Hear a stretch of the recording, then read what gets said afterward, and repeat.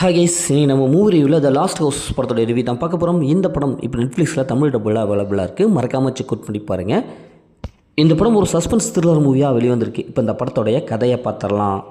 சிட்டியில் இருக்கிற ஒரு ஒதுக்குப்புறமான வீட்டில், ஒரு அழகான வீட்டில் நம்ம ஹீரோயின் அவங்க 2 பசங்க இப்படி ஜாலியான ஒரு ஃபேமிலியாக வாழ்ந்துட்டு இருக்காங்க. திடீர்னு பார்த்தா ஒரு நாள் இவங்க வீட்டுக்குள்ளே வச்சு யாரோ பூட்டிடுறாங்க. வெளியே வரவே முடியல. இவங்களும் எவ்வளோ முயற்சி போடுறாங்க. சரி, அடுத்த நாள் வெளியே வந்தலான்னு பார்த்தா அடுத்த நாள் வெளியே வர முடியல. இப்படி நாட்கள் தொடர்ந்துகிட்டே போகுது. மாதங்கள் ஆகுது. பல மாதமாக உள்ளே இருக்காங்க. என்னடா அது, யாரா இப்படி இருக்கிறது, ஒரு அமானுஷ்யமான ஒரு விஷயம் இவங்க வீட்டுக்குள்ளே நடக்குது. வெளியில் தான் நடக்குது. உள்ளே இவங்க அப்படி அப்படின்ட்டு சாப்பாட்டுக்கு அப்படின்ட்டு ஓரளவுக்கு இருக்கிறத வச்சு அட்ஜஸ்ட் பண்ணி வாழ்ந்துட்டு இருக்காங்க.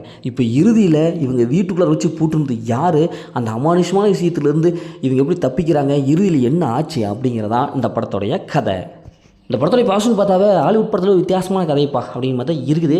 ஏன்னா நம்ம டக்குன்னு நினைப்போம், நம்மளை யாராவது வீட்டுக்குள்ளே பூட்டிட்டானா என்ன பண்ணுறது அப்படின்ட்டு ஒரு காலத்தில் நினச்சிட்டு இருப்போம். அதே கதை தான் இங்கே எடுத்து வச்சுருக்காங்க. அது நல்லாவே ஒர்க் அவுட் ஆயிருக்கு. ஃபஸ்ட் ஆஃப்லேருந்து கடைசி வரைக்கும் இவங்க தப்பிப்பாங்களா மாட்டாங்களா, என்னடா யாரா அப்படி பண்ணுறது அப்படிங்கிற ஒரு பதவத்தை நம்மளுக்குள்ளே உருவாக்கிட்டாங்க. அந்த அளவுக்கு ஸ்க்ரீன் பிளே நல்லாவே கொடுத்துருக்காங்க. இந்த படத்தில் நடித்த எல்லாமே சூப்பராக பர்ஃபார்ம் பண்ணியிருக்காங்க. ஹீரோயின் ஆகட்டும் இப்படி எல்லாமே நல்லா பர்ஃபார்ம் பண்ணியிருக்காங்க. படத்தோட பிஜிஎம் பொறுத்தவரை நல்லா இருக்காது. சினிமோகிராஃபி ஒரு வீட்டை சுற்றி காமிச்சிருக்காங்க. அது நல்லாவே ஒர்க் அவுட் ஆயிருக்கு. படத்துடைய மைனஸ்னு பார்த்தா, என்னடா அது ஒரு வீட்டுக்குள்ளே காமிக்கிறாங்கப்பா, கொஞ்சம் போர் அடிக்குதுப்பா அப்படின்னு சொல்லிட்டு மிடில் போர்ஷன் கொஞ்சம் போர் அடிக்கிற மாதிரி பண்ணிட்டாங்க. மற்றபடி வேறு லொக்கேஷன் பார்த்தா ஒரு அமனுஷமாக காமிக்கிறாங்க. அதுக்கப்புறம் ஒன்றும் இல்லாத மாதிரி காமிக்கிறாங்க. இப்படி மாறி காமிக்கிறனால நமக்கு மிடில் ஒரு கட்டத்தில் ஒரு பொறுமையை சோதிக்கிறாங்கப்பா அப்படிங்கிற மாதிரி ஆயிடுது.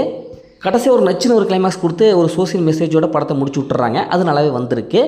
இந்த படத்தில் அந்த மாதிரி சென்ஸில் எதுவுமே இல்லை. ஒரு ஃபேமிலியாக ஒரு உட்காந்து பார்க்குற மாதிரி நீட்டான காட்சிகள் நிறையா இருக்குது. அதனால் இந்த மொத்தமாக அந்த படம் எப்படி இருக்குது, சூப்பராக சும்மா இந்த படம் ஒரு ஒன் டைம் வச்சபிள் தான் நான் உங்களுக்கு சொல்கிறேன். ஓகே, இதே மாதிரி புதிய மூவி ரிவ்யூ சந்திப்போம்.